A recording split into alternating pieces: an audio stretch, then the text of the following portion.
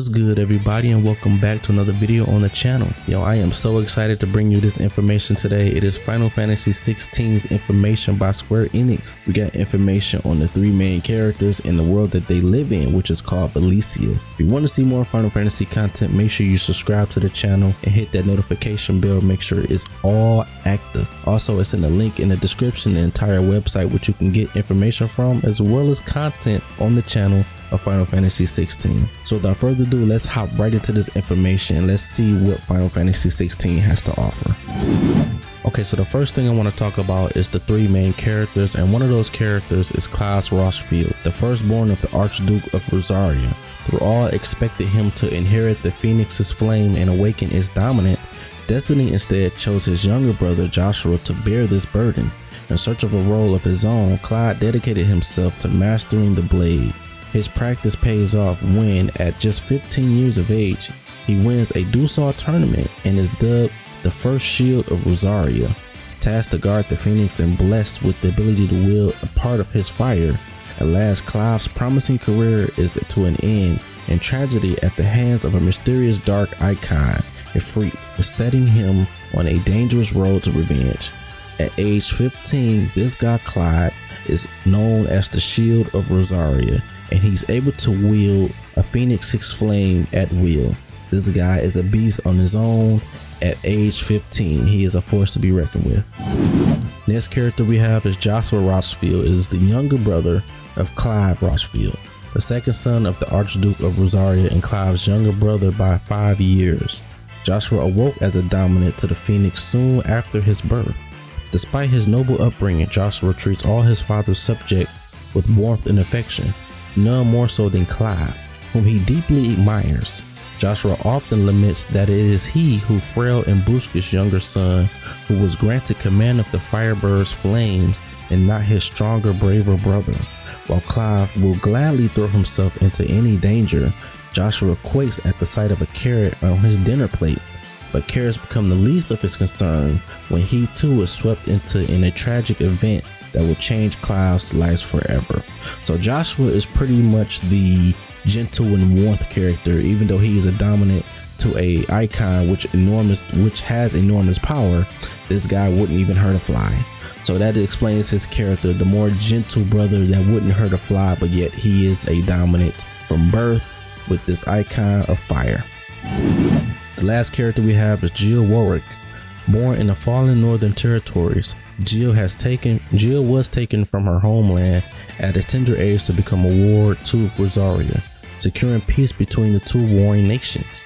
The Archduke insists that she be raised alongside his sons, and now at 12 years of age, she is much a part of the Rossfield household as Clive and Joshua. Ever kind, gracious, and unassuming, Jill has become a confidant to the brothers. So this character is not necessarily born into the family. She was brought in at a very early age to be a little sister to Clive and an older sister to Joshua. So her character is pretty much the most interesting to me to see what role she plays within the game. Now let's talk about the world of Elysia. This is the world of Final Fantasy XVI and what it's all about. And it's called Elysia, a land blessed in the light of the Mother Crystals. The land of Elysia is studded with Mother Crystals, glittering mountains of crystals that tower over the realms around them, blessing them with aether.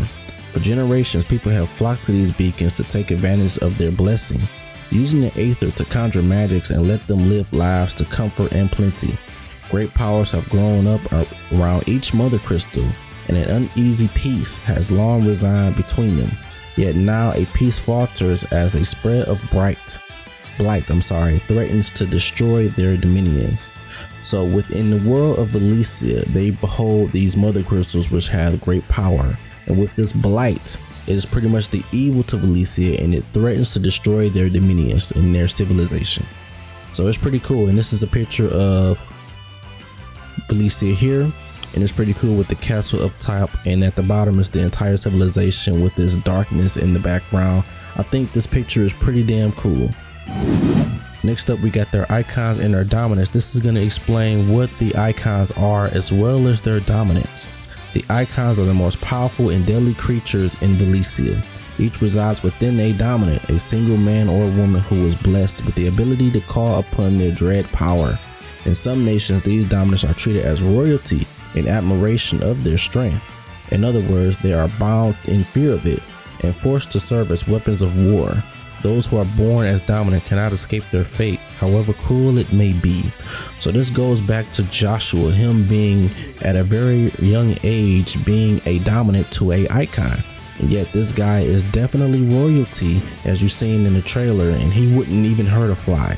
Is going to see definitely what his character development is going to be in the game, because as we see in the trailer, he has definitely lost his mind when he's seeing something tragic happen in front of him.